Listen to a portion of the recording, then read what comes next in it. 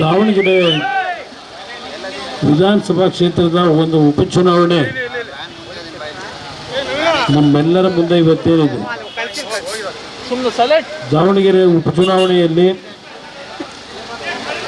NDA ಪಕ್ಷದ ಅಭ್ಯರ್ಥಿಯಾಗಿ ಅಂದರೆ ಜನತಾದಳ ಮತ್ತು ಬಿಜೆಪಿ ಪಕ್ಷದ ಮೈತ್ರಿ ಪಕ್ಷದ ಅಭ್ಯರ್ಥಿಯಾಗಿ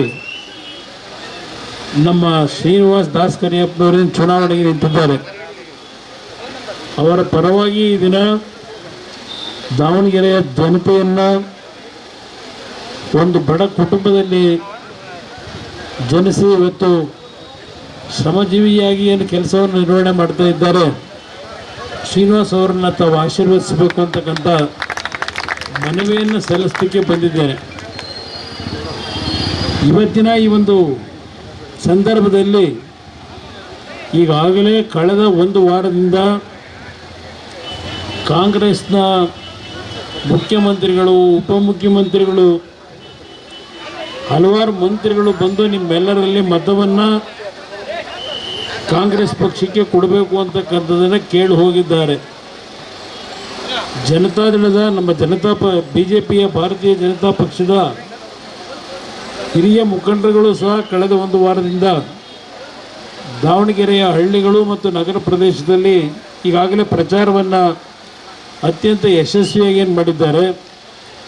ಈ ಭಾಗದಲ್ಲಿ ಇರ್ತಕ್ಕಂಥ ನನ್ನ ಅಲ್ಪಸಂಖ್ಯಾತ ಬಂಧುಗಳೇನಿದೆ, ವಿಶೇಷವಾಗಿ ನಿಮ್ಮಲ್ಲಿ ನಾನು ಮನವಿ ಮಾಡ್ತಕ್ಕಂಥದ್ದು, ಪ್ರಾಥಮಿಕ ಹಂತದಲ್ಲಿ ನೀವೆಲ್ಲರೂ ಯಾವೊಂದು ಒಗ್ಗಟ್ಟನ್ನು ತೋರಿಸಿ ಇವತ್ತು ಒಂದು ಅವಕಾಶವನ್ನು ನಮ್ಮ ಒಂದು ಸಮಾಜಕ್ಕೆ ಕೊಡಬೇಕು ಅಂತಕ್ಕಂಥದ್ದನ್ನು ತಾವೆಲ್ಲ ಒಂದು ನಿರೀಕ್ಷೆ ಇಟ್ಕೊಂಡು ಆಸೆಯಿಂದ ಕೇಳಿದ್ರಿ. ಈಗಾಗಲೇ ಸುಮಾರು 25-30 ವರ್ಷಗಳಿಂದ ನಿರಂತರವಾಗಿ ಒಂದು ಕುಟುಂಬಕ್ಕೆ ನೀವೇನು ಸಹಾಯ ಮಾಡಿದ್ದೀರಿ, ಈಗಲೂ ಸಹ ಮತ್ತೆ ಅದೇ ಕುಟುಂಬದಲ್ಲಿ ಇವತ್ತು ಅಭ್ಯರ್ಥಿ ಮಾಡಬೇಕು ಅಂತ ಹಠ ಮಾಡಿ ಏನು ಮಾಡ್ಕೊಂಡಿದ್ದಾರೆ. ಬಹುಶಃ ನೀವು ತೆಗೆದುಕೊಳ್ತಕ್ಕಂಥ ನಿರ್ಧಾರ ಮತ್ತೆ ಏನಾದರೂ ಅದೇ ಕುಟುಂಬಕ್ಕೆ ನೀವು ಆಶೀರ್ವಾದ ಮಾಡಲಿಕ್ಕೆ ಹೋದರೆ ಇನ್ನು ನಿಮ್ಮ ಜೀವನದಲ್ಲೇ ಯಾವುದೇ ಕಾರಣಕ್ಕೂ ಮುಸಲ್ಮಾನ್ ಬಂಧುಗಳು ಇಲ್ಲಿ ಬಹುಶಃ ಚುನಾವಣೆಯಲ್ಲಿ ನಿಲ್ಲಕ್ಕೆ ಸಾಧ್ಯ ಇಲ್ಲ. ಒಂದು ಕಡೆ ನಮ್ಮ ರಾಜ್ಯದ ಮುಖ್ಯಮಂತ್ರಿಗಳು ಹೇಳ್ತಾರೆ, ನಾನು ಅಹಿಂದ ವರ್ಗದ ಜನರನ್ನು ಕಾಪಾಡ್ತಕ್ಕಂಥವನು, ಅಹಿಂದ ವರ್ಗದ ಜನರ ಪರವಾಗಿದ್ದೇನೆ ಅಂತಾರೆ. ಇವತ್ತು ಒಂದು ಕಡೆ ಮುಸಲ್ಮಾನ್ ಅಭ್ಯರ್ಥಿಗಳು ಇಂಡಿಪೆಂಡೆಂಟಾಗಿ ಏನು ನಿಂತಿದ್ದಾರೆ, ಅವ್ರು ಯಾರಿಗೂ ಮತ ಕೊಡಬೇಡಿ, ಕಾಂಗ್ರೆಸ್ಗೆ ಕೊಡಿ ಅಂತಾರೆ. ಮತ್ತೊಂದು ಕಡೆ ಇವತ್ತೇನು NDA ಅಭ್ಯರ್ಥಿಯಾಗಿ ಶ್ರೀನಿವಾಸ್ ಅವರು ನಿಂತಿದ್ದಾರೆ, ಅವರು ಇವತ್ತು ಅತ್ಯಂತ ಹಿಂದುಳಿದ ವರ್ಗಕ್ಕೆ ಸೇರಿರ್ತಕ್ಕಂಥ, ಸಮಾಜಕ್ಕೆ ಸೇರಿರ್ತಕ್ಕಂಥ ಒಬ್ಬ ಅಭ್ಯರ್ಥಿ. ಇವತ್ತು ಯಾವ ಒಂದು ನೈತಿಕತೆಯಿಂದ ನಮ್ಮ ರಾಜ್ಯದ ಮುಖ್ಯಮಂತ್ರಿಗಳು ಇವತ್ತು ಶ್ರೀನಿವಾಸ್ ಅವರಿಗೆ ಮತ ಕೊಡಬೇಡಿ ಅಂತಕ್ಕಂಥದ್ದನ್ನು ಹೇಳ್ತಾರೆ? ಯೋಚನೆ ಮಾಡಿ. ಇವತ್ತು ವಿಶ್ವದಾದ್ಯಂತ ಸಮಸ್ಯೆಗಳನ್ನು ಎದುರಿಸ್ತಾ ಇದ್ದೇವೆ. ಈಗಾಗಲೇ ಯಾವೊಂದು ಅಮೇರಿಕ ಮತ್ತು ಇಸ್ರೇಲ್ ದೇಶಗಳು ಇರಾನ್ ಮೇಲೆ ಯಾವೊಂದು ದಾಳಿಯನ್ನು ಮಾಡಲಿಕ್ಕೆ ಪ್ರಾರಂಭ ಮಾಡಿದ್ರು, ಇಂಥ ಒಂದು ಸಂದರ್ಭದಲ್ಲೂ ಜನಸಾಮಾನ್ಯರಿಗೆ ತೊಂದರೆಗಳಾಗಬಾರದು ಅಂತ ಹೇಳಿ ದೇಶದ ಪ್ರಧಾನಮಂತ್ರಿಗಳು ನರೇಂದ್ರ ಮೋದಿಯವರು ಆದಷ್ಟು ಮಟ್ಟಿಗೆ ಬೇರೆ ದೇಶಗಳ ನಾಯಕರುಗಳ ಜೊತೆ ಉತ್ತಮವಾದ ಬಾಂಧವ್ಯವನ್ನು ಹೊಂದಿ ಇವತ್ತು ಬೇರೆ ದೇಶಗಳಲ್ಲಿ ಆಗಿರ್ತಕ್ಕಂಥ ಒಂದು ಸಮಸ್ಯೆಗಳಿಗೆ ನಮ್ಮ ದೇಶ ಆ ರೀತಿಯ ಸಮಸ್ಯೆ ಎದುರಿಸಲಿಕ್ಕೆ ಅವಕಾಶ ಕೊಟ್ಟಿಲ್ಲ. ಕಾಂಗ್ರೆಸ್ ನಾಯಕರಿಗೆ ಹೇಳ್ತೇವೆ, ಗ್ಯಾಸನ್ನು ಕೊಡೋದು ಕೇಂದ್ರ ಸರ್ಕಾರ ಅಂತ ಹೇಳಿ. ನಾನು ಸಿದ್ದರಾಮಯ್ಯನವ್ರಿಗೆ ಕೇಳ್ತೇನೆ, ಇವತ್ತು ನೀವೇ ಅವ್ರ ಸ್ಥಾನದಲ್ಲಿ ನಿಂತಿದ್ದೀರಿ, ನೀವೇನು ಮಾಡ್ತಾಯಿದ್ರಿ? ಇಂಥ ಒಂದು ಪರಿಸ್ಥಿತಿ ಬಂದಿದ್ದರೆ ನೀವೇನು ಮಾಡ್ಲಿಕ್ಕೆ ಸಾಧ್ಯ ಆಯಿತು? ನೀವೇನು ಮಾಡ್ತಾಯಿದ್ರಿ ಅದನ್ನು ಹೇಳ್ಬೇಕಲ್ಲ ಜನಕ್ಕೆ. ಇಲ್ಲ, ನೀವು ಅಷ್ಟೊಂದು ಬುದ್ಧಿವಂತರಿದ್ದರೆ ನರೇಂದ್ರ ಮೋದಿಯವರಿಗೆ ಒಂದು ಮನವಿ ಮಾಡ್ಬೋದು, ನೋಡಿ ಈ ರೀತಿ ಮಾಡಿದ್ರೆ ಅನುಕೂಲ ಆಗುತ್ತೆ ಅಂತ ಹೇಳಿ. ಒಂದು ನನಗೆ ಇರ್ತಕ್ಕಂಥ ನೋವು ಪ್ರಮುಖವಾಗಿ ಈ ಒಂದು ಯುದ್ಧದ ಒಂದು ಹಿನ್ನೆಲೆಯಲ್ಲಿ ದೊಡ್ಡ ಮಟ್ಟದಲ್ಲಿ ಅನಾಹುತಗಳಾಗಿರ್ತಕ್ಕಂಥದ್ದು ಆಟೋ ಡ್ರೈವರ್ಗಳಿಗೆ ಅಂತಕ್ಕಂಥದ್ದನ್ನು ನಾನು ಗಮನಿಸ್ತಾ ಇದ್ದೇನೆ.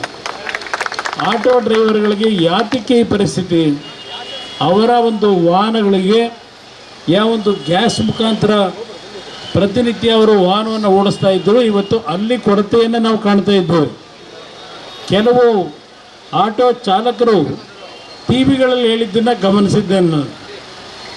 ಸಿದ್ದರಾಮಯ್ಯನವರಿಗೆ ಮನವಿ ಮಾಡ್ತಾರೆ, ನೀವು ಇನ್ನೊಂದು ತಿಂಗಳು ಈ ಒಂದು ದೇಶದ ಏನು ವಿಶ್ವದಲ್ಲೇ ನಡೀತಾ ಇರತಕ್ಕಂಥ ಈ ಯುದ್ಧ ಏನಿದೆ ಅದು ನಿಲ್ಲುವವರೆಗೆ ಸರ್ಕಾರದಿಂದ ನಮಗೆ ಕನಿಷ್ಠ ಒಂದು ತಿಂಗಳಿಗೆ ನಮ್ಮ ಕುಟುಂಬಗಳ ಒಂದು ಬದುಕಿಗೆ 15,000 ರೂಪಾಯಿಗಳನ್ನು ಕೊಡೋದು ಸೂಕ್ತ ಅಂತೇಳಿ ಕೆಲವು ಆಟೋ ಡ್ರೈವರ್ಗಳು ಟಿ ವಿಗಳಲ್ಲಿ ಹೇಳೋದನ್ನು ನಾನು ಕೇಳಿದ್ದೇನೆ. ಒಂದು ನಿಮ್ಮ ಗಮನಕ್ಕೆ ತರ್ತಕ್ಕಂಥದ್ದು, ಈ ಒಂದು ನಗರಕ್ಕೆ ಹೆಚ್ಚಿನ ರೀತಿಯಲ್ಲಿ ಮೂಲಭೂತ ಸೌಕರ್ಯಗಳನ್ನು ತರ್ತಕ್ಕಂಥ ಕೆಲಸ ಮಾಡಿರ್ತಕ್ಕಂಥದ್ದು ಸಿದ್ದೇಶ್ವರ್ ಅವರು ಅಂತಕ್ಕಂಥದ್ದನ್ನು ಮರಿಬೇಡಿ. ಅವರು ಲೋಕಸಭೆಯ ಸದಸ್ಯರಾಗಿ ದಾವಣಗೆರೆ ನಗರದ ಹಲವಾರು ಅಭಿವೃದ್ಧಿಗೆ ದೊಡ್ಡ ಮಟ್ಟದಲ್ಲಿ ಕೆಲವು ಕೇಂದ್ರ ಸರ್ಕಾರದಿಂದ ಹಣವನ್ನು ತಂದಿದ್ದಾರೆ. ಒಂದು ನಿಮ್ಮ ಗಮನಕ್ಕೆ ತರ್ತೇನೆ, ದಾವಣಗೆರೆಯ ಸ್ಮಾರ್ಟ್ ಸಿಟಿ ಒಂದು ಯೋಜನೆಗೆ ಎಲ್ಲ ರಸ್ತೆಗಳ ಒಂದು ಅಗಲೀಕರಣ, ಎಲ್ಲ ರಸ್ತೆಗಳಲ್ಲಿ ಕಾಂಕ್ರೀಟ್ಗಳನ್ನು ನಿರ್ಮಾಣ ಮಾಡ್ತಕ್ಕಂಥದ್ದು. ಈ ಹಿನ್ನೆಲೆಯಲ್ಲಿ ಅವರು ಸುಮಾರು 1,000 ಕೋಟಿಗೂ ಹೆಚ್ಚಿನ ಹಣವನ್ನು ಈ ಒಂದು ನಗರದ ಅಭಿವೃದ್ಧಿ ಕೇಂದ್ರ ಸರ್ಕಾರದಿಂದ ಹಣವನ್ನು ತಂದಿರತಕ್ಕಂಥದ್ದು. ಹೊರತುಪಡಿಸಿ ಏನು ಹಿಂದೆ ಇದ್ದಂಥ ಶಾಸಕರಿಂದ ಅಭಿವೃದ್ಧಿ ಆಗಿರ್ತಕ್ಕಂಥದ್ದಲ್ಲ. ಇದನ್ನು ತಾವು ದಯವಿಟ್ಟು ಗಮನಕ್ಕೆ ತೆಗೆದುಕೋಬೇಕು ಅನ್ನೋದನ್ನು ಹೇಳ್ತೇನೆ. ಇವತ್ತು ಹಲವಾರು ನಮ್ಮ ದಾವಣಗೆರೆಯ ಪ್ರಮುಖ ಚಿತ್ರಮಂದಿರಗಳ ಭಾಗದಲ್ಲಿ ಒಂದು ಅಶೋಕ ಥಿಯೇಟ್ರ್ ಇರ್ಬೋದು, ಪದ್ಮಾವತಿ ಥಿಯೇಟ್ರ್ ಇರ್ಬೋದು, ಅಲ್ಲಿ ಸುಮಾರು 50 ಕೋಟಿ ವೆಚ್ಚದಲ್ಲಿ ಒಂದು ಓವರ್ ಬ್ರಿಡ್ಜ್ಗಳನ್ನು ಮಾಡಿರ್ತಕ್ಕಂಥ ವ್ಯಕ್ತಿ ಇವತ್ತು ಸಿದ್ದೇಶ್ವರು ಅಂತಕ್ಕಂಥದ್ದನ್ನು ಅರ್ಥ ಮಾಡ್ಕೋಬೇಕಾಗ್ತದೆ. ಇವತ್ತು ಖಾಸಗಿ ಬಸ್ ನಿಲ್ದಾಣಕ್ಕೆ ಎಷ್ಟು ಹಣವನ್ನು ಕೊಟ್ಟಿದ್ದಾರೆ? KSRTCಯ ಬಸ್ ನಿರ್ಮಾಣಕ್ಕೆ ಸುಮಾರು 110 ಕೋಟಿ ಹಣವನ್ನು ತಂದಂಥದ್ದಿರ್ಬೋದು. ಈಗ ಹೇಳ್ತಾ ಹೋದರೆ ಹಲವಾರು ವಿಷಯಗಳನ್ನು ಹೇಳ್ಬೋದು. ರೈಲ್ವೆಯ ಒಂದು ಕಾಮಗಾರಿ ಯೋಜನೆಗಳಿಗೆ ಯಾವ ರೀತಿಯಲ್ಲಿ ಇವತ್ತು ಕೇಂದ್ರ ಸರ್ಕಾರದ ಮನವೊಲಿಸಿ 1,000 ಕೋಟಿ ಹಣವನ್ನು ತಂದಿದ್ದಾರೆ. ಇವತ್ತು ಹರಿಹರ ಮತ್ತು ನಮ್ಮ ದಾವಣಗೆರೆ ಮಧ್ಯದಲ್ಲಿ 1,200 ಕೋಟಿ ವೆಚ್ಚದಲ್ಲಿ ರೈಲ್ವೆಯ ಒಂದು ಕಾರ್ಯಕ್ರಮವನ್ನು ತಂದಿರ್ತಕ್ಕಂಥದ್ದು. ಇದೆಲ್ಲವನ್ನು ತಾವು ಗಮನಿಸಬೇಕು ಅಂತಕ್ಕಂಥದ್ದನ್ನು ಈ ಸಂದರ್ಭದಲ್ಲಿ ಹೇಳ್ತೇನೆ. ಇವತ್ತು ಒಂದು ನಿಮ್ಮಲ್ಲಿ ನಾನು ಮನವಿ ಮಾಡ್ತಕ್ಕಂಥದ್ದು, ಯಾವ ಒಂದು ವರ್ಗವನ್ನು ನಾವೇ ಕಾಪಾಡ್ತೀವಿ ಅಂತ ಹೇಳ್ತಾರೆ, ಹಲವಾರು ಬಾರಿ ಆ ವರ್ಗಕ್ಕೆ ರಕ್ಷಣೆಯನ್ನು ಕೊಟ್ಟಿರ್ತಕ್ಕಂಥದ್ದು ಸನ್ಮಾನ್ಯ ದೇವೇಗೌಡರು ಅಂತಕ್ಕಂಥದ್ದು ಮರಿಬೇಡಿ.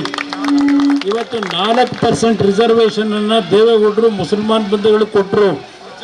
ಆ ಮುಸಲ್ಮಾನ್ ಬಂಧುಗಳಿಗೆ ಕೊಟ್ಟಂಥ 4% ಏನು ಒಂದು ಮೀಸಲಾತಿಯನ್ನು ತೆಗೆದುಹಾಕಿರ್ತಕ್ಕಂಥದ್ದೇ ಇದೆ. ಸಿದ್ದರಾಮಯ್ಯನವರು ಮುಖ್ಯಮಂತ್ರಿಗಳಾಗಿ 3 ವರ್ಷ ಆಗಿದೆ. ನಿಮ್ಮ ಕುಟುಂಬದ ಮಕ್ಕಳಿಗೆ ಅನುಕೂಲ ಮಾಡಲಿಕ್ಕೆ ಮುಸಲ್ಮಾನ್ ಬಂಧುಗಳಿಗೆ ಕೊಟ್ಟಂಥ 4% ಮೀಸಲಾತಿಯ ವ್ಯವಸ್ಥೆಯನ್ನು ಇವತ್ತಿನವರೆಗೆ ಜಾರಿಗೆ ತರತಕ್ಕಂಥದ್ರಲ್ಲಿ ಸಿದ್ದರಾಮಯ್ಯನವರು ನಿಮ್ಮ ಪರವಾಗಿ ಎಷ್ಟು ಕೆಲಸ ಮಾಡಿದ್ದಾರೆ ತಾವುಗಳು ಯೋಚನೆ ಮಾಡಿ. ಪರಿಸ್ಥಿತಿ ಏನಿದೆ ಅಂತ ಹೇಳಿ ಹಿಜಾಬ್ ವಿಷಯ ಬಂದಾಗ ಕುಮಾರಸ್ವಾಮಿ ಒಬ್ಬ ಧ್ವನಿ ಎತ್ತಿದ್ದು, ಇನ್ಯಾರೂ ಎತ್ತಲಿಲ್ಲ. ಕೆಲವೊಂದು ನಿಮ್ಮ ಇನ್ನೊಂದು ಇದೆಯಲ್ಲ, ನಮ್ಮ ಇದರಲ್ಲಿ ಹಾವೇರಿನಲ್ಲಿ ಒಬ್ಬ ರೈತ, ಹಾವೇರಿ ಅಲ್ಲ ಧಾರವಾಡ, ಕಲ್ಲಂಗಡಿ ಮಾಡ್ತಾ ಇದ್ದಂಥ ಒಬ್ಬ ಮುಸಲ್ಮಾನ್ ಬಂಧುಗಳ ಮೇಲೆ ಯಾವ ಒಂದು ಹಲ್ಲೆ ಮಾಡಿದಾಗ ಆ ಸಂದರ್ಭದಲ್ಲಿ ಧ್ವನಿ ಎತ್ತಕ್ಕಂಥ ಕೆಲಸ ಮಾಡಿದ್ದು ನಾನು ಅಂತಕ್ಕಂಥದ್ದನ್ನು ನಾನು ಹೆಮ್ಮೆಯಿಂದ ಹೇಳ್ಕೊಳ್ಳಿಕ್ಕೆ ಬಯಸ್ತೇನೆ.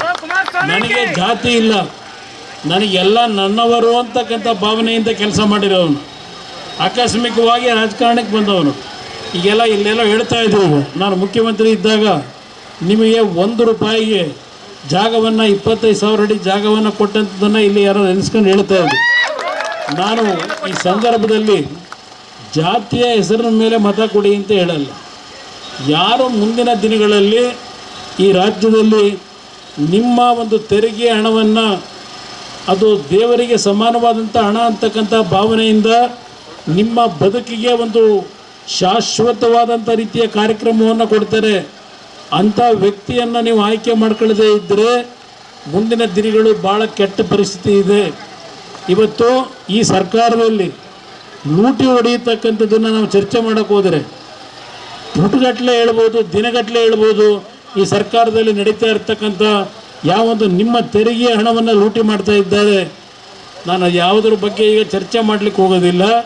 ನಿಮ್ಮಲ್ಲಿ ಕೈ ಜೋಡಿಸಿ ಮನವಿ ಮಾಡ್ತೇನೆ, ಯಾವುದೇ ಜಾತಿಯ ವ್ಯಾಮೋಹಕ್ಕೆ ಒಳಗಾಗದೆ ಇವತ್ತು ಒಬ್ಬ ಬಡ ಕುಟುಂಬದಲ್ಲಿ ಜನಿಸಿರ್ತಕ್ಕಂಥ ಒಬ್ಬ ಹಿಂದುಳಿದ ವರ್ಗಕ್ಕೆ ಸೇರಿರ್ತಕ್ಕಂಥ ಶ್ರೀನಿವಾಸ್ ಅವರಿಗೆ ತಾವು ಆಶೀರ್ವಾದ ಮಾಡೋದ್ರಿಂದ ಇವತ್ತು ಒಂದು ಸಂದೇಶ ರಾಜ್ಯಕ್ಕೆ ಕೊಡಲಿಕ್ಕೆ ಏನು ಸಾಧ್ಯ ಇದೆ. ನಿಮ್ಮಲ್ಲಿ ಕೈ ಜೋಡಿಸಿ ಮನವಿ ಮಾಡ್ತೇನೆ, ಅವರಿಗೆ ತಮ್ಮ ಆಶೀರ್ವಾದವನ್ನು ಮಾಡಬೇಕು ಅಂತ ಹೇಳಿ ಎಲ್ಲ ಬಂಧುಗಳಿಗೆ ನಾನು ಸವಿನಯಪೂರ್ವಕವಾಗಿ ನನ್ನ ಮನವಿಯನ್ನು ಮಾಡಿ ಮಾತು ಮುಗಿಸ್ತೇನೆ. ಜೈ ಹಿಂದ್, ಜೈ ಕರ್ನಾಟಕ ಮಾತು.